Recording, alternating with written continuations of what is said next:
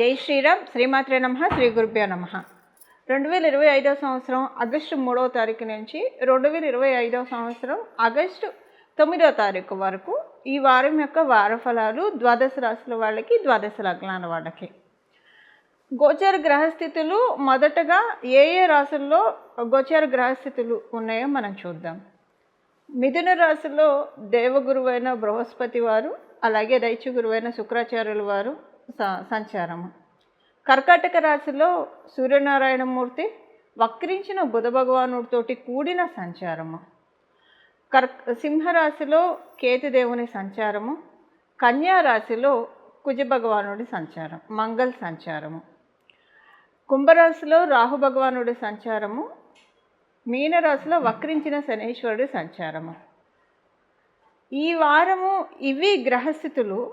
అయితే ఈ వారము ఈ గ్రహస్థితుల్లో ఉన్న సిగ్నిఫికెంట్ పాయింట్, 2 గ్రహాలు వక్రించి ఉన్నాయి. కర్కాటక రాశిలో బుధ భగవానుడు వక్రించి ఉన్నాడు. మీన రాశిలో శనీశ్వరుడు వక్రించి ఉన్నాడు. కర్కాటక రాశి, మీన రాశి ఈ 2 మనం చూస్తే ఈ 2 కూడా జలతత్వ రాశులే. జలతత్వ రాశుల్లో ఒక మేజర్ ట్రాన్సిటింగ్ ప్లానెట్ శనీశ్వరుడు తాత్కాలికంగా వక్రించి ఉన్నాడు. అలాగే బుధ భగవానుడు కర్కాటక రాశిలో వక్రించి ఉన్నాడు. జలతత్వ రాశులు ఇప్పుడు ఈ వారం చాలా యాక్టివ్గా ఉన్నాయి. జలతత్వ రాశులు యాక్టివ్గా ఉండడం వల్ల ఏం జరుగుతుంది? అందులో బుధుడు ఇక్కడ వక్రించాడు. బుధుడు వక్రించి ఉండడం వల్ల ఇక్కడ ఏం జరుగుతుంది? 2 జలతత్వ రాశులు బలంగా ఉన్నాయి. ఇక్కడ సంచారం చేసే ఈ 2 గ్రహాలు కూడా వక్రించి సంచారం చేస్తున్నారు. జలతత్వ రాశుల్లో 2 గ్రహాలు వక్రించి సంచారం చేసుకోవడం డెఫినెట్గా ఒక ఇంపాక్ట్ క్రియేట్ అవుతుంది. కాకపోతే అది కూడా బేడా ఉంటుంది. సో ఇప్పుడైతే ఈ వక్రగతి డెఫినెట్గా పాజిటివ్ ఇంపాక్ట్ని ఇండికేట్ చేస్తూ ఉంది. అసలు ఇది ఎందుకు పాజిటివ్ ఇంపాక్ట్ క్రియేట్ చేస్తుంది? దానికి కారణం ఏంటి? ఫస్ట్ పాజిటివ్ ఇంపాక్ట్ ఏ విషయంలో? లిబరేట్ చేస్తూ ఉంది, అందరినీ లిబరేట్ చేస్తూ ఉంది. ఇది ఎవరెవరికి ఏ విషయాల్లో అయితే బాగా టఫ్గా ఉందో ఆ విషయాల్లోంచి లిబరేట్ చేసే కైండ్ ఆఫ్ ట్రాన్సిట్ అని చెప్పచ్చు, కాంబో అని చెప్పచ్చు. దానికి కారణము మనకి పరాశర సంహితలో ధర్మ త్రికోణాలు, అర్ధ త్రికోణాలు, కామ త్రికోణాలు, మోక్ష త్రికోణాలు అని చెప్పబడి ఉంది. అందులో మోక్ష త్రికోణాల్లో ఈ 2 గ్రహాలు సంచారము. అంటే చతుర్థ స్థానము, అష్టమ స్థానము, ద్వాదశ స్థానము, ఈ 3 4, 8, 12 ఈ 3 కూడా మోక్ష త్రికోణాలు. ఇప్పుడు మనము కాలపురుషుడి కుండలిలో నుంచి మనం చూస్తే కర్కాటక రాశి చతుర్థ స్థానం అయింది, 4వ స్థానం అయింది. మీన రాశి 12వ స్థానం అయింది, వ్యయభావం అయింది. ద్వాదశ స్థానం అంటాం, వ్యయస్థానం అంటాము, మోక్షస్థానం అంటాము. ఇలాగ మనం రకరకాలుగా చెప్తాం పరాశర సంహితను అనుసరించి. ఇప్పుడు ఇక్కడ ఉన్న సిగ్నిఫికెన్స్ ఏంటంటే మోక్ష త్రికోణాలు జలతత్వ రాశులు చాలా బలంగా ఉండడము ఒక మంచి ఇంపాక్ట్ని క్రియేట్ చేస్తుంది. అందరికీ యూనిక్గా వర్తించే విషయాలు ఏంటంటే ఒక 3-4 నెలలుగా చూస్తే మనం ఒక 3-4 నెలలు, ఒక 5 నెలల నుంచి వేసుకోవచ్చు. అందరికీ యూనిక్గా కొంచెం ఫైనాన్షియల్గా ఎంత చేయి తిరిగిన వాళ్ళైనా కావచ్చు. ఇప్పుడు ఎంత చెట్టుకి అంత గాలి అన్నట్టు ఎవరి పొజిషన్కి తగ్గట్టు వాళ్ళ బర్డెన్స్ వాళ్ళకు ఉంటే డెఫినెట్గా ఇది మనందరం అంగీకరించాల్సిన విషయము. ఇలాగా ఫైనాన్షియల్గా కొంచెం ఒక్కసారి ఫ్రీజ్ అయిపోయినట్లు, కొంచెం అలాగని ఫ్రీజ్ అయిపోయిందంటే ఏదో వెళ్ళి ఒకళ్ళ దగ్గర చేయి చాపాల్సిన పరిస్థితి అలా కూడా కాదు. ఎలా ఉంటుందంటే ఇది అవుతుందా కాదా, ఇది అవ్వకపోతే పోనీ వేరే చోట చేద్దామా అంటే లేదు ఇక్కడ కన్ఫామ్గా అవుతుంది ఈ పని, ఇలాగన్నా ఉంటుంది కొంతమందికి అసలు సడన్గా అన్ని దారులు మూసుకుపోయినట్లు అనిపిస్తాయి, సడన్గా అంతే, అది టెంపరీ. ఇంకొంతమందికి ఎలా ఉంటుందంటే ఉన్న డబ్బులు అనవసరంగా ఖర్చు చేసేసుకున్నాము. ఇప్పుడు ఈ టైంలో ఎప్పుడైనా అంటే బాగా మెచ్యూర్డ్గా ఉన్నవాళ్ళు లైఫ్లో అప్స్ అండ్ డౌన్స్ అనేది కామన్. సో సమస్య లేని జీవితం ఉండదు. సేవింగ్స్ చేసుకొని ఉంటే బాగుండేది. మీరెంత పాజిటివ్ యాటిట్యూడ్ ఉన్న వాళ్ళైనా సరే డెఫినెట్గా ఈ మాట అనుకుంటారు. అంటే టైట్ అని అనుకోకపోయినా ఇలా అనుకుంటారు. ఇది చూశారు. ఇప్పుడు ఫైనాన్షియల్గా అన్కండిషనల్గా ఉన్న సిచ్యువేషన్స్ ఎవరెవరికైతే ఉన్నాయో ద్వాదశ రాశుల వాళ్ళకి, ద్వాదశ లగ్నాల వాళ్ళకి కెరియర్ స్టెబిలిటీ లేకుండా ఎవరెవరైతే బాధపడుతున్నారో వాళ్ళందరినీ అన్ఫ్రీజ్ చేస్తున్నారు. దానికోసమే బచక్రంలో ఈ గ్రహస్థితి చోటు చేసుకుంది. జలతత్వ రాశుల్లో ప్రత్యేకించి మోక్ష త్రికోణాల్లో వక్రించి ఉన్నారు ఇద్దరు. ఇప్పుడు దీని ఇంపాక్ట్ ఒక్కొక్క రాశి వాళ్ళకి ఒక్కొక్క విధంగా ఉంటుంది. అది మనం చూద్దాము. అంటే వారఫలాల్లో భాగంగానే అన్ని మిగతా విషయాలు చర్చించుకుంటూ దీని ఇంపాక్ట్ ఎలా ఉంటుందో మనం చూద్దాము. ఈ వారము ఈ ఇంపాక్ట్ లిబరేట్ చేస్తుంది ఫైనాన్షియల్గా. ఒక్కొక్కరికి ఒక్కొక్క విషయంలో ఇంకా ఎక్స్ట్రా లిబరేషన్ కూడా ఉంటుంది. అసలు అది మీ జన్మజాతకంలో ఉన్నా లేకపోయినా గోచారం మనకు అందుకే ఉంది. గోచారంలో వచ్చే యోగాలు మనకి ఏమంటారు అన్ఫ్రీజ్ చేస్తాయి అన్నమాట. అంటే మన యోగాన్ని ఒడిసి పట్టుకుంటే జన్మజాతకంలో ఉన్నా లేకపోయినా వాటిని మనం తీసుకోవచ్చు. ఇప్పుడు అవేంటో మనం చూద్దాం. మకర రాశి, మకర లగ్నం. మకర రాశిలో పుట్టిన వాళ్ళకి, మకర లగ్నంలో పుట్టిన వాళ్ళకి ఈ వారము అనుకూలమైన సమయమే డెఫినెట్గా. కాకపోతే ఒక చిన్న జాగ్రత్త కూడా సూచిస్తూ ఉంది.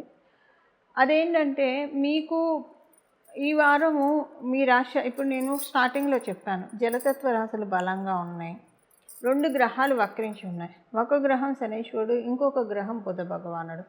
మీ రాశ్యాధిపతి శనీశ్వరుడు, ఆయన మీకు 3వ స్థానంలో ఉంటూ వక్రిస్తూ ఉన్నాడు. సో మిమ్మల్ని కొన్నిటి నుంచి లిబరేట్ చేస్తూ ఉన్నారు. దేని నుంచి లిబరేట్ చేస్తున్నారు? కొంత చిన్న జాగ్రత్త కూడా సూచిస్తున్నారు. అయితే ఏ విషయాల్లో మీరు జాగ్రత్తగా ఉండాలో మనం ఇప్పుడు ఒకసారి చూద్దాం. అండ్ మీకు వచ్చే మంచి పాయింట్స్ కూడా ఫస్ట్ మనం తెలుసుకుందాం. ఈ వారం మీకు ఒక పర్టికులర్ అంటే ఈ త్రూఅవుట్ ఈ వీక్ ఈ మొత్తం వారంలో మనం చూసుకుంటే ఒకరోజు మీకు చాలా అనుకూలంగా అనిపిస్తుంది. ఒక శుభవార్త కూడా వింటారు. గృహానికి సంబంధించిన విషయాల్లో మీకు చాలా అనుకూలంగా ఉంది ఈ వారము. గృహంలో అంటే మీ ఇంటి సభ్యుల ఐకమత్యత బాగా పెరగడము, ఇది మీకు చాలా సంతోషాన్ని అనిపిస్తుంది. అయితే ఇక్కడ ఒక చిన్న జాగ్రత్త ఏంటంటే, అంటే మీ కుటుంబ సభ్యుల్లో భాగమే మీ కళత్రం. అంటే మీ స్పౌస్ కూడా మీ కుటుంబ సభ్యుల్లో భాగమే. మీకు గడిచిన వారాల్లో కనుక వారితో ఆర్గ్యుమెంట్స్ బాగా అంటే ఎన్నడూ లేని విధంగా జరిగి ఉంటే ఈ వారం దాంట్లోంచి మిమ్మల్ని రిలీవ్ చేస్తున్నాయి గ్రహదేవతలు. మీకు వారితోటి చాలా చక్కటి సత్సంబంధాలు ఏర్పడతాయి. సపోజ్ అసలు గడిచిన వారాలు అంటే గడిచిన ఒక నెల నుంచి వేసుకుంటే మనం మీకు అసలు మీ భార్య అవ్వచ్చు, మీ భర్త అవ్వచ్చు, చాలా సత్సంబంధాలు ఉన్నాయి, మాకు ఎలాంటి ఇబ్బంది లేదు అని అనుకుంటే ఈ వీక్ నుంచి రాబోయే 3 వీకుల్లో మీ ఇద్దరి మధ్య బాగా ఘర్షణలు చోటు చేసుకుంటాయి. ఈ ఘర్షణలు తాత్కాలికం. మీ ఇద్దరికి చాలా దిష్టి ఉంది, అది పోవడానికే ఈ ఘర్షణలు అంతే. ఈ వీక్ తర్వాత మొత్తం నార్మల్ అయిపోతారు. ఇది మీరు తెలుసుకోవాలి. ఈ నెల కాలం పాటు మీ ఇద్దరి మధ్య ఎలాంటి ఘర్షణలు లేకపోతే అప్పుడు డెఫినెట్గా మీరు దిష్టికి లోబడి ఉంటారు. దిష్టి మీ ఇద్దరి మధ్య వాగ్వివాద యుద్ధం రూపంలో పోతుంది అంతే, సింపుల్. తర్వాత మళ్ళీ వారాలకి ఇది క్యారీ ఉండదు. మీరు వివాహ ప్రయత్నం చేయడం మీ జన్మజాతకం అనుకూలంగా ఉంటే మాత్రమే చేయాలి. పాత విషయాలు మిమ్మల్ని ట్రిగర్ చేస్తాయి. ఇప్పుడు శనీశ్వరుడు మీ రాష్ట్రాధిపతి అయ్యాడు. ఆయన పాత విషయాలను సూచిస్తూ ఉంటాడు. పాత విషయాల పట్ల రిగ్రెట్ కావచ్చు, గిల్ట్ కొంత మీకు ఈ సమయంలో ఈ ఫేస్లో మీరు గోత్రూ అవుతారు.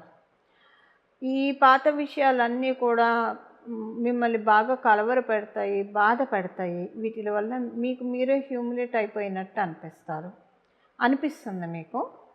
ఇవన్నీ అంటే ఒక రకంగా చెప్పాలంటే మీకు ఈ టైంలో శనీశ్వరుడు ఇదొక చిన్న పరీక్షా కాలం అని మీరు భావించాలి.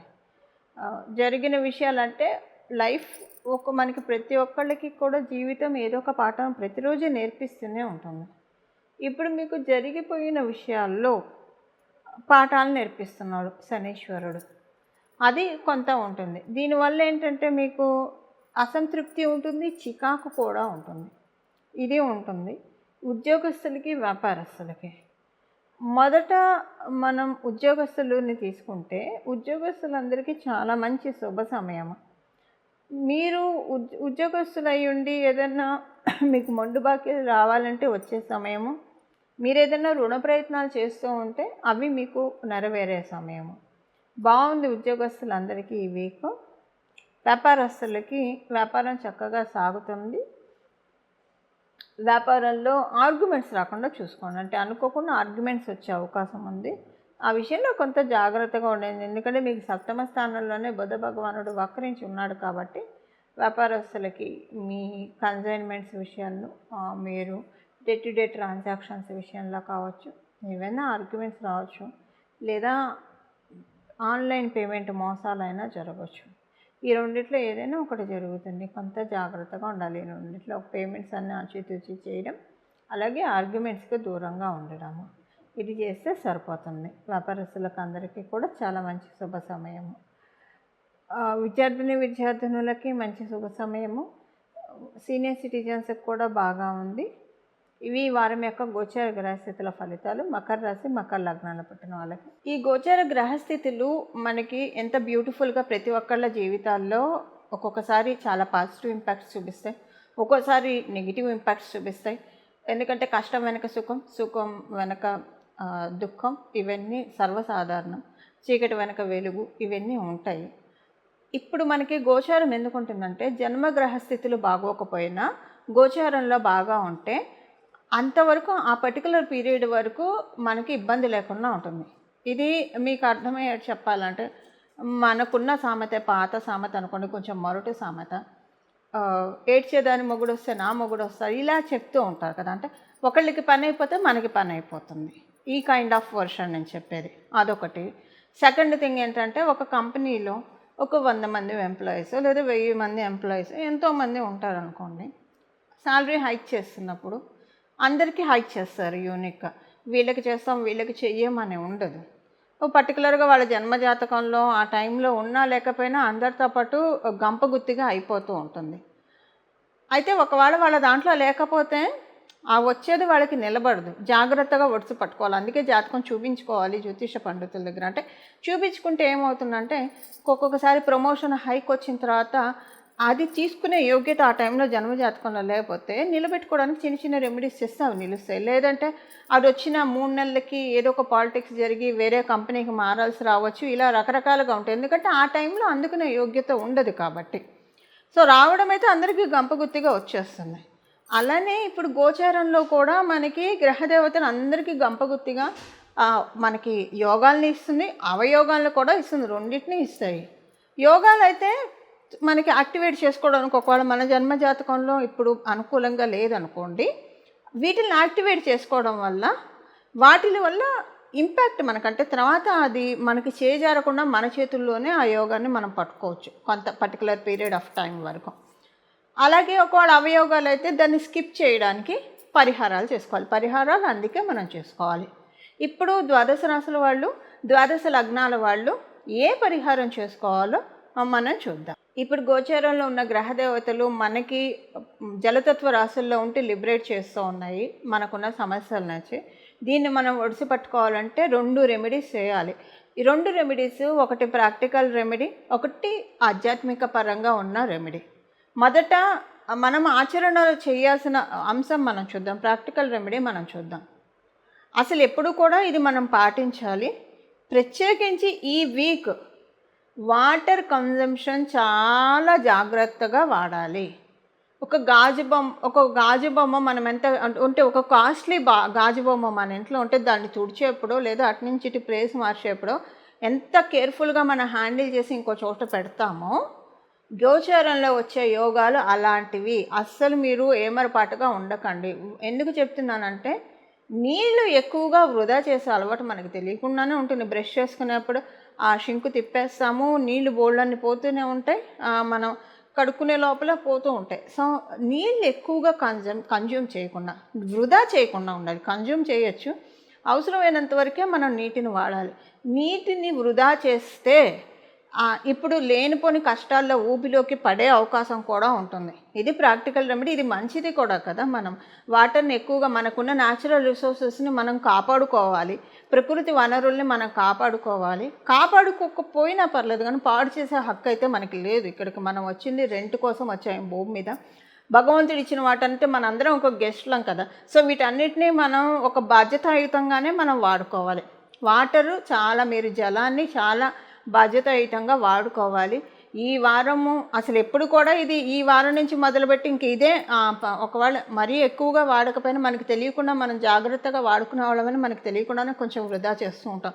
సో ఎక్కడ వృధా చేసుకుంటున్నామో అటెన్షన్ పే చేసి మ్యాక్సిమం వాటర్ వృధా కానియకుండా ఇక్కడి నుంచి ఇంక ఇది కంటిన్యూ చేస్తూ ఉంటే ప్రకృతికి మనకి మనం తోడ్పాటును అందించిన వాళ్ళం అవుతాము. సైడ్ బై సైడ్ మనకి బ్లెస్సింగ్స్ కూడా నేచర్ నుంచి వస్తాయి. ప్రకృతికి మనం ఎప్పుడైతే తోడ్పాటును అందిస్తామో డెఫినెట్గా నేచర్ కానీ దేవుళ్ళు కానీ మనం రవ్వంతో ఏం చేసినా సరే ఇది మళ్ళీ మన కోసం మన ఫ్యూచర్ జనరేషన్స్ కోసమే, ఇదేం భగవంతుడి కోసం కాదు. అయినా మనం ఇలా చేస్తే భగవంతుడు కావచ్చు, నేచర్ కావచ్చు, మనం వాళ్ళకి ఏం చేస్తే దానికి 10 మనకి చేస్తారు. వీలుంటే ఇక్కడ ఇది ఒకటి చేయాలి. సెకండ్ రెమెడీ ఏంటంటే, మీకు వీలుంటే కనుక చెట్లని నాటండి. ఎక్కడైనా సరే మొక్కల్ని నాటడానికి ప్రయత్నించండి. మీకు ఎక్కడ వీలు కుదిరితే అక్కడ మొక్కల్ని నాటడానికి ప్రయత్నించండి. ఉదాహరణకి మీకు మొక్కలు నాటడానికి అవకాశం కుదరకపోతే, అంటే మీకు ప్లేస్ చిక్కకపోతే ఇంట్లో అయినా ఒక మంచి కుండీలో తెచ్చి ఒక ప్లాంట్ని పెట్టుకోండి. లేదా అసలు మీకు అవకాశం లేకపోతే మొక్కలు నాటకపోయినా ఇప్పుడు మనం తెలుసుకోబోయే ఈ నామాన్ని జపించండి. ఈ నామాన్ని జపించడము నీటిని సద్వినియోగం చేసుకోవడం, దుర్వినియోగం కాకుండా మన ఇంట్లో వాళ్ళు కావచ్చు, మనం కావచ్చు, దుర్వినియోగం చేసుకోకుండా, నిరుపయోగం చేసుకోకుండా జాగ్రత్తగా ఉండడము. అలాగే మొక్కల్ని నాటితే చాలా మంచిది. ఈ వీక్ మొక్కల్ని నాటి మనం ప్రకృతికి ఎంత తోడ్పాటును అందిస్తే అంత మనకి. అంటే మొక్కలు ఎందుకు నాటుతాము? ఆక్సిజన్ కోసం, ఊపిరి పీల్చుకోవడానికి. మన జీవితంలో ఊపిరాడని సిచ్యువేషన్స్ మనం చూస్తూ ఉంటాము, అందరూ చూస్తూనే ఉంటారు, ఎవరు దీనికి అతీతులు కాదు. అలాంటి సిచ్యువేషన్స్, అలాంటి పరిస్థితులు మనకి రాకుండా ఎప్పుడు మనం అమ్మయ్యాను ఊపిరి పీల్చుకునే విధంగా మన జీవితం కొనసాగాలి అంటే ప్రకృతికి మనం వీలైనంత వరకు తోడ్పాటును అందించాలి. ఇప్పుడు దీనికి రైట్ టైం, ఎప్పుడూ దానికి రైట్ టైం. మంచి పనికి ఎప్పుడు సర్వకాల సర్వావస్థలు మంచివే. ప్రత్యేకించి ఒక మంచి అమృత గడియలు అనేవి ఉంటాయి మనకి.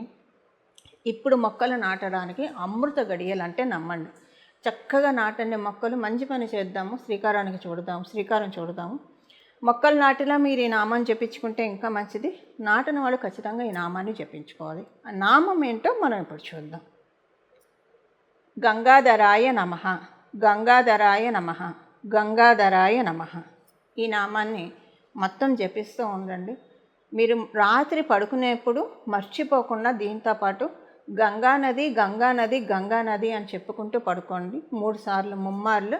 ఉదయాన్నే లేస్తూ మొదట గణపతిని తలుచుకోవాలి. గజాననాయ నమః, గజాననాయ నమః, గజాననాయ నమః. ఎందుకంటే మొదట పూజ్యత ఆయనకే కాబట్టి. తర్వాత ఉదయాన్నే లేస్తూ కూడా మీరు మంచం మీద కూర్చొని చెప్పుకోవచ్చు, గంగానది గంగానది గంగానది. ఇది మనకి శివపురాణంలో ఉన్న విషయము. ఎవరైతే రాత్రి పడుకునేప్పుడు శివనామస్మరణం మనం చేయాలి, ఉదయాన్నే లేస్తూ హరినామస్మరణం మనం చేయాలి.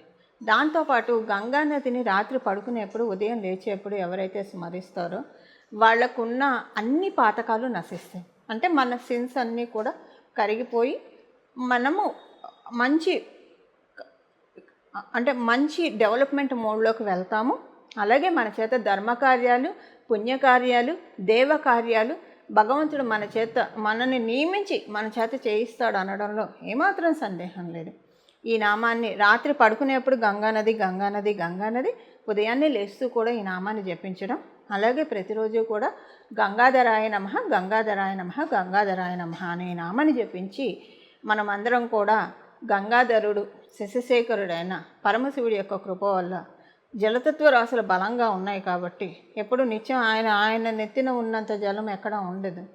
సో ఆకాశ గంగనే ఆయన జటాజూటంలో బంధించాడు. ఇక్కడ మనం జలతత్వ రాశులు అంటే ఆయన జటాజూటమని నా భావన. మనం ఇలాగ స్మరిస్తే కనుక చాలా చక్కటి ఫలితాలు వస్తాయి. ఇలా మనమందరం కూడా గోచారం ఇచ్చే యోగాల్ని ఒడిసి పట్టుకొని మన జీవితాన్ని ప్రశాంతంగా, నిర్మలంగా, సుసంపన్నం చేసుకోవాలని చెప్పి మనందరి తరఫున నేను కూడా భగవంతుని ప్రార్థిస్తూ మంగళం. నమో భగవతే వాసుదేవాయ.